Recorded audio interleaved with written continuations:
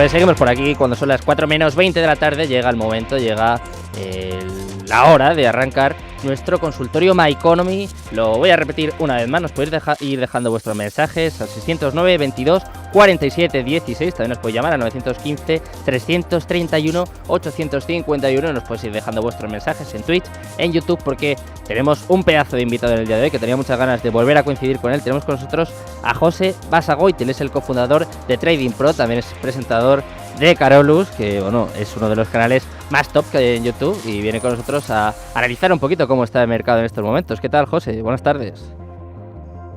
Sergio Fernández, ¿qué tal? ¿Cómo estamos? Bien. Tenía ganas ya de volver a coincidir contigo, claro que sí. Un placer volver a coincidir, y además en un Sí, momento sí. un poquito más propicio, ¿no? Un poquito más esperanzador para el mercado cripto, José. Pues sí, la verdad que sí. Además, estamos viendo rebotes muy importantes, lo venía comentando el compañero anterior, con riesgos de cola, con todo este pánico cripto, estamos viendo muy resistente a Bitcoin y bueno, en general el ecosistema cripto, ¿no? Y sobre todo me sorprende cómo ha aguantado mucho mejor que la renta variable, ¿no? Muchos analistas, economistas, estamos viendo la correlación que hay entre bolsas y criptomonedas, y sobre todo que cuando hemos visto el mercado bajista en bolsas, las criptomonedas han caído mucho más, ¿no? Esto es lo que se denomina trampa de valor. Sin embargo, en el último trimestre, y además cuando hemos visto más problemas en las tecnológicas, es cuando Bitcoin en particular ha aguantado mejor. Ya podemos estar desarrollando un proceso de acumulación, que es un proceso de suelo de mercado, que decimos los técnicos, ahora enseñaré los gráficos para verlo, pero desde luego es un motivo de optimismo, a pesar de que pueda haber un mechazo más, eso no lo descartamos ni mucho menos, a la baja, un nuevo mínimo más. Es muy normal que estos procesos de suelo pues haya barridas, esto ya lo sabéis, pero desde luego parece que sí estamos ya formando ese proceso para compras progresivas de cara a un nuevo bull run, así que desde luego los que somos amantes de Bitcoin, inversores por supuesto, pues estamos ya con el gatillo preparado, incluso ya tomando las primeras posiciones para este bull run que esperamos de cara a 2023 y 2024. Si te parece, vamos un poquito al análisis técnico, vamos un poquito con las gráficas y nos enseñas pues qué está pasando en este inicio de 2023, que como decía antes José, pues es que se ha revalorizado un 39%, es que es una barbaridad. Cuando todo el mundo le estaba dando por muerto, una vez más parece que Bitcoin vuelve a recuperarse. Pues lo tenemos ya en pantalla. Mira, Sergio, te voy a compartir Sí. una comparación en escala logarítmica de Bitcoin, pues de los últimos mercados bajistas en función del ciclo halving y cómo, desde un lado técnico, fíjate, Sergio, como la ruptura que tenemos siempre de la directriz bajista intermedia, zona de soporte, luego resistencia, como estos movimientos de rotura son los que propician el siguiente gran ciclo alcista, ¿no? Lo vimos aquí en azul clarito, los últimos dos mercados alcistas que tuvimos, tras las últimas correcciones, y fijaros, este es el mercado actual, ¿no? Cómo estamos rompiendo ya esa directriz después de un volumen muy fuerte en mínimos. Por lo tanto, somos bastante optimistas, es decir, es muy normal que volvamos y digo optimistas, pero tampoco hay que ser ansiosos, no es muy normal que después de estas roturas el precio venga a hacer ciertos pullbacks o ciertos testeos a mínimos, así que habrá oportunidades de subir, no quiero que haya mucho FOMO, lo estoy notando además en redes sociales y en los foros, ¿no? Como, oye, se me va a escapar el próximo ciclo alcista, cuidado, que el ecosistema macroeconómico sigue siendo muy hostil. De hecho, es la primera vez que Bitcoin se enfrenta a un entorno de tipos de interés alto, un entorno de drenaje de liquidez. Por lo tanto, tiene diferentes matices, ¿no? Este mercado bajista al que tuvimos en otras ocasiones, ¿no? Por lo tanto, a pesar de que la rotura y el gatillo para el siguiente ciclo alcista puede ser bueno, yo esperaría desde luego a pullbacks, un pullback, para que el que no me entienda, es un apoyo a lo que antes era resistencia y ahora soporte, es decir, un movimiento bajista que apoye en esta línea y aquí sí empezar a comprar de cara a un siguiente ciclo alcista, ya entendiendo que la Reserva Federal, el Banco Central Europeo en general pueden pivotar y por lo tanto vendrá un ciclo pues más amable de cara a la liquidez y por lo tanto de cara a los activos de riesgo. Así que bueno, preparando amigos, yo en Trading Pro evidentemente siempre hablo en mi persona y con mi firma, sí que estamos ya entendiendo que esta formación de acumulación es una formación de suelo y veremos pues algo similar, un fractal similar a lo que vimos ya en otros mercados alcistas. Y si vamos directamente al gráfico, y creo que esto va a ser interesante, ya en escala lineal, fijaros lo que esperamos. Estoy ya poniendo un poco de precios. Esta es la rotura, como bien comentas, Sergio, este rebote tremendo que hemos tenido las últimas semanas. Esto es una vela de parada que decimos, muy interesante, y por lo tanto rompimos. ¿Y qué esperamos? Lo que comentábamos, el pullback, ¿no? Este apoyo a lo que antes era resistencia y ahora soporte, y desde aquí un gran largo.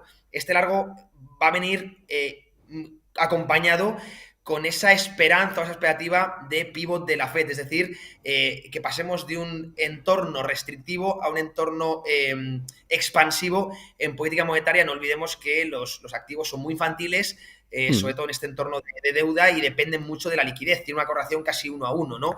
Así que desde el lado técnico y fundamental se alinean y esperamos incluso un mínimo más, un mínimo más o un mínimo creciente, pero en tornos de 16, 17, incluso si baja a 14, 13, para ir comprando progresivamente de cara, insisto, a volver a los máximos. Así que, bueno, empezamos a tener ya por fin primavera cripto, ¿no? Hemos pasado un invierno largo, pero empezamos a ver luz al final del túnel.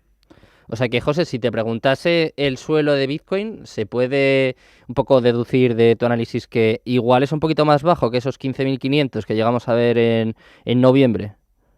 Sí, yo no lo descarto para nada. Evidentemente nadie lo sabe, ¿no? No tenemos, por Claro, es muy desgracia, complicado. esa bola mágica, pero bueno, yo os comparto mi análisis y a pesar de que todo este lateral, insisto, a todo esto le llamamos zona de acumulación, es muy normal que deje el famoso movimiento de spring, que llaman los teóricos de Wyckoff, ¿no? Sí. Que es efectivamente una barrida de esos mínimos marcados en los entornos de $15.500, ¿no? Por lo tanto, sí, no descarto para nada, de hecho lo espero, que venga incluso a entornos de 14.000, 13.000, que sería ya el último mínimo antes del siguiente bull run. De hecho, esto que estamos mostrando en Bitcoin es lo mismo que esperamos también en Wall Street. Ahora hay mucha euforia. Ayer también vimos unas roturas muy fuertes en Nasdaq, en S&P 500, de zonas de resistencia. Pero cuidado, esto no implica que hayamos visto ni mucho menos mínimos, ¿no? Esperamos también ver mínimos en bolsas, y por lo tanto es muy normal que, a pesar de que se esté descorrelacionando un poco Bitcoin de las bolsas, que también arrastre un poco a las criptomonedas, bueno, en particular a Bitcoin, que lo estamos analizando, ver un mínimo más, insisto, y esa barrida, ese pánico tan típico antes del bull run que esperamos, y aquí sí el bueno, ¿no? Tras esta acumulación. Por lo tanto, si me preguntas, Sergio, creo y espero que podamos ver algún nuevo mínimo más, no en este trimestre, quizá en el segundo o tercer trimestre de este año. Vale, pues mira, si te parece, José, ya que estamos hablando de Bitcoin y que estamos hablando de subidas, pues podemos analizar también la dominancia de Bitcoin, que también ha crecido muchísimo en las últimas semanas con este alza del precio de Bitcoin en este arranque de año. Si te parece, podemos analizar la dominancia, que si no me equivoco estaba incluso por encima del 40%, que de alguna forma dificulta esta alt season, que ya hay gente que empieza a proclamar también, que cuidado con esto.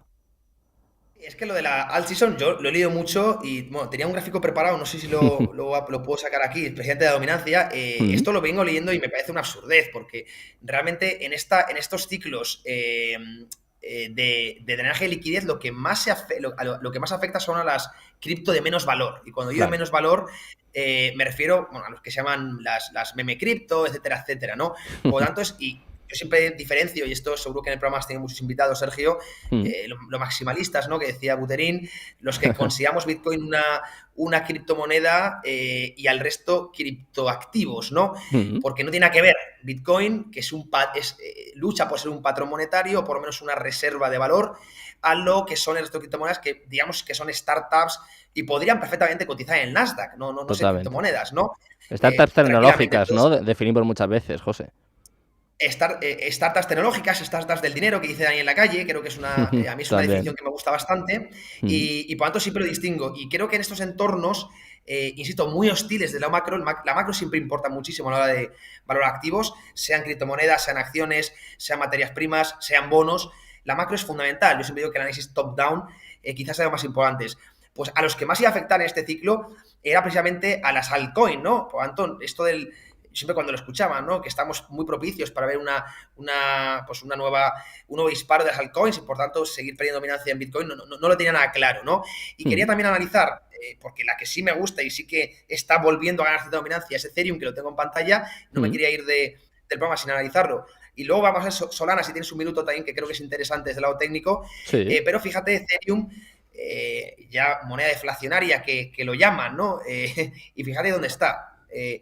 Ahora mismo en una zona importantísima de directriz bajista, ¿no? Unimos los máximos decrecientes, gráfico logarítmico. Cuando analizamos largo plazo es muy importante no usar gráficos lineales, sino tratar de analizarlos en escala logarítmica. Fíjate también el movimiento muy similar que está haciendo y parejo a Bitcoin. Y esto, a mí, Ethereum, dentro de esas startups de dinero que comentábamos, quizás es la que más me gusta. Sé que ha tenido muchas críticas también por el merge, pasar a Proof of Stake, pero creo que para Ethereum en particular y con esa competencia de las Ethereum Killers que llaman, creo que es muy importante dar ese paso a pesar de que pierda descentralización, ¿no?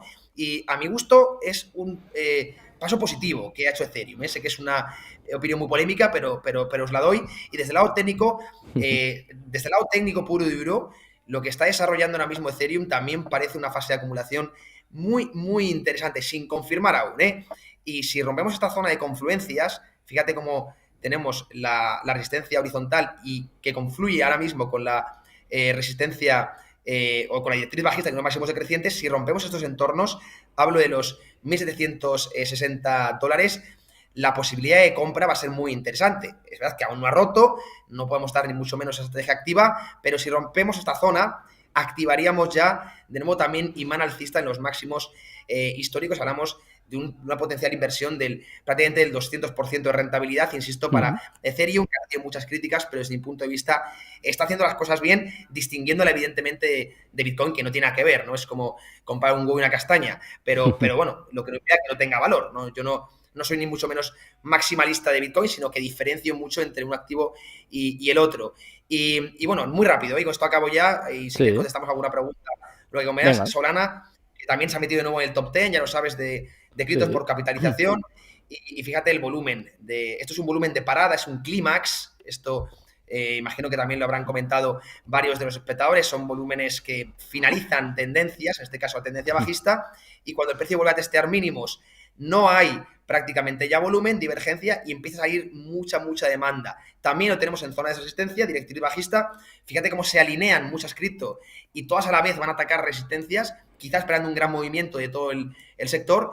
Así que si rompemos aquí con fuerza, con intención, como siempre decimos, también la pinta que coge Solana contra el dólar, en este caso es gráfico diario que tenéis en pantalla para los espectadores de YouTube o de Twitch, creo que es muy interesante. Por lo tanto, el radar y la lupa puesto en Bitcoin, esperando ese pullback o ese mechazo más a la baja, y luego Ethereum y Solana pues dentro del ecosistema altcoin, que a mí me gustan bastante la formación técnica que están dejando.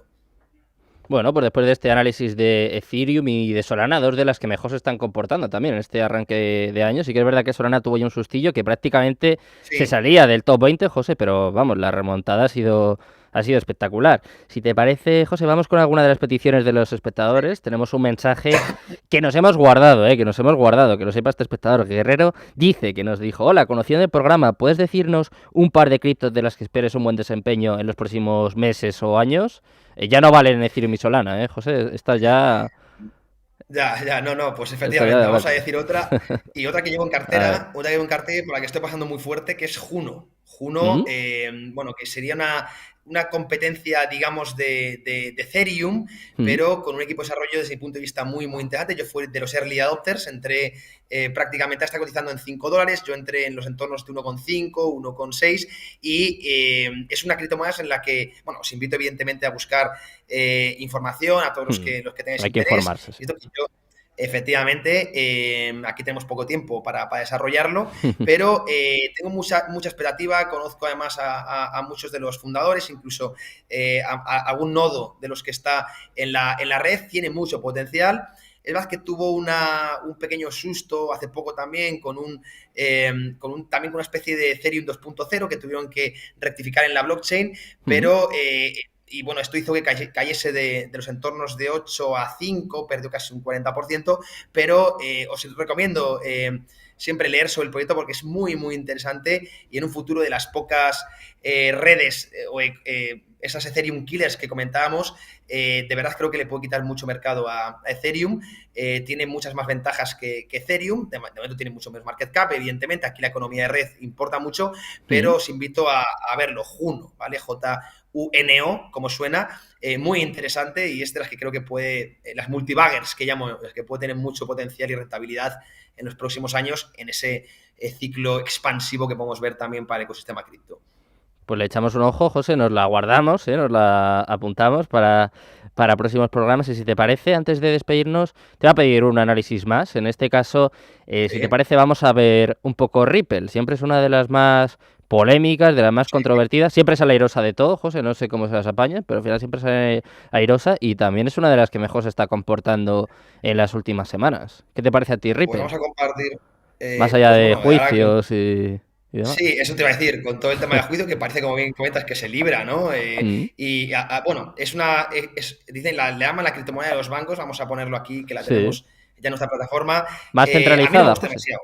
Mm, Eso es, mucho más centralizada. A mí personalmente no me gusta demasiado el proyecto, nunca me ha gustado. Es verdad que incluso ya en el año 2013, 2014 era de las que más sonaba, de las primeras criptomonedas. Yo cuando trabajaba en brokeraje y empecé muy pronto con el tema de las cripto. La verdad es que estudié mucho Ripple, pero mm, desde luego creo que la centralización en un mundo que tiene que vivir casi de la descentralización, ¿no?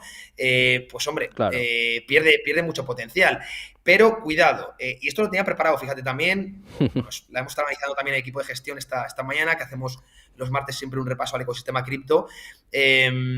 Fíjate cómo está también en una zona de lateral. Este es un patrón que estamos viendo en muchos activos y muchos criptoactivos. Pueden ser zonas de acumulación. Evidentemente hay mucha correlación entre lo que hace Bitcoin y el ecosistema. Esto es bastante obvio. Es lo mismo que SP500 con el resto de bolsas. Pues pasa lo mismo en el ecosistema cripto, ¿no? Y veíamos como en Ethereum estamos haciendo esa fase de acumulación. Bitcoin también la puede estar desarrollando. Lo veíamos en Solana, aunque el patrón era diferente. Pero desde luego Ripple, estos laterales, donde sale mucho volumen, hay poco desplazamiento, pues suelen responder a procesos de suelo de mercado. Como siempre digo, no se pasa del pánico, Sergio, a la Mm, euforia de un día para otro. Es muy normal claro. que se buscan grandes zonas de lateral antes de volver a la euforia, ¿no? Estamos rompiendo la directriz bajista y, eso sí, para confirmar la fase de acumulación tendría que perforar al alza con fuerza esta zona de resistencia que marco. Lo digo en precio para que lo que nos estén escuchando por radio lo sepan, en torno de Mm, 0,50 dólares, que es una zona muy importante, fue soporte crucial en el pasado y era resistencia.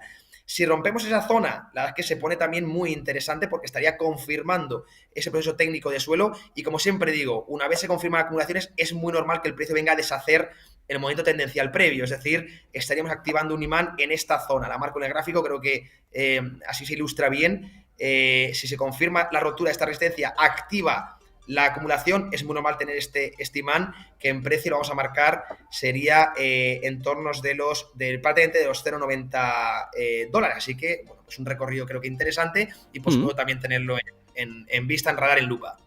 Bueno, José, pues nos vamos a despedir con este análisis. Te damos las gracias, como siempre, por estar por aquí con nosotros. Espero coincidir contigo mucho más y que os vaya muy bien las cosas, tanto en Trading Pro como en Carolus. José, un placer tenerte por aquí. Un abrazo. Igualmente, Sergio, que pases una estupenda tarde. Gracias, nos despedimos también y por supuesto deseamos a todos nuestros oyentes lo mismo, que pasen una estupenda tarde, que sigan escuchando Radio Intereconomía, la radio líder, la red económica líder en España.